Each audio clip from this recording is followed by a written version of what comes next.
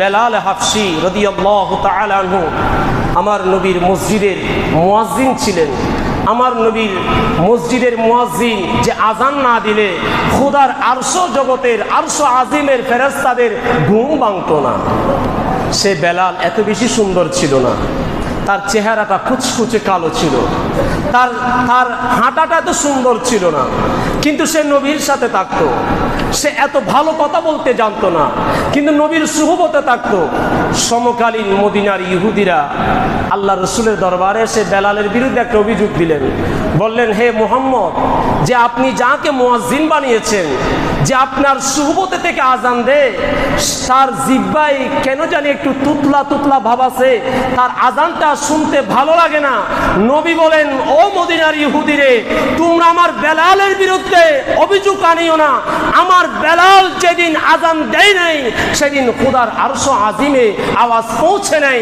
আমি যখন মেহরাজ গিয়েছিলাম, আমার বেলাল যে মদিনার জমিনে হাঁটতেছিল, সেই হাঁটার পায়ের আওয়াজটা আমি রসুল সিদরাতুল মুনতাহায় শুনতে পেয়েছি। এই জন্য আশিক রসুল বেলাল হাফসি যখন আজান দিতেন, আমার নবী সিদ্দিক আকবরের চেহারার দিকে তাকান নাই, উমর আল ফারুকের সৌন্দর্যের দিকে তাকান নাই। আমার নবী বেলাল হাফসির গায়ের রং বিবেচনা করেন নাই। আমার নবী বেলাল হাফসির জামার রং বিবেচনা করেন নাই। যেদিন মক্কা বিজয় হয়েছিল, গোটা মক্কার মধ্যে একটা হই হই রই রই একটা অবস্থা। আমার নবী যখন মক্কাতুল মুকাররমা বিজয় করলেন, যখন ফতেহে মক্কা হয়ে গেল, আল্লাহ রসুল চাইলে সবচেয়ে সুন্দর মানুষটাকে ডেকে বলতে পারতেন, যাও খানে কাবার ছাদে যাও, একটা আজান দাও। এ কথা আমার নবী চাইলে বলতে পারতেন। সেদিন যখন গোটা আরবের মানুষরা অহংকার আর দাম্ভিকতায় পরিপূর্ণ ছিল, সমস্ত কাফেরদের অহংকারকে মাটির সাথে মিশিয়ে দেওয়ার জন্য আমার নবী বেলালকে বলেন, বেলাল খানে কাবার ছাদে যাও, তুমি হাফসি গোলাম, তুমি খানে কাবার ছাদে যাও, আর সুমধুর কণ্ঠে তুমি আজান দাও। এই আজান পৃথিবীর কর্ণকুহরে চলে যাবে। জোরে বলেন সুবহানাল্লাহ। এই জন্য এক আশেক বড় চমৎকার করে বলেছেন, আমরা তো শায়ের না, গাইতে পারি না। এরপরও একজন শায়ের বলেছেন, আশেকে মুস্তাফা কি আজান মে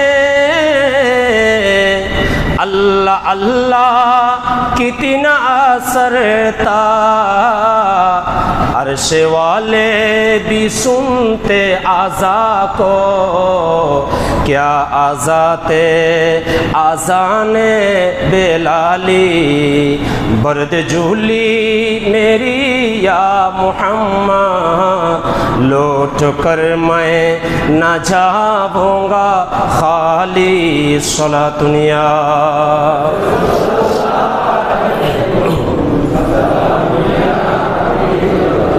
আশেক বড় চমৎকার করে বলেছেন, বলে আশেকে মুস্তাফা কি আজামে আল্লাহ আল্লাহ কিতনা আসরতা।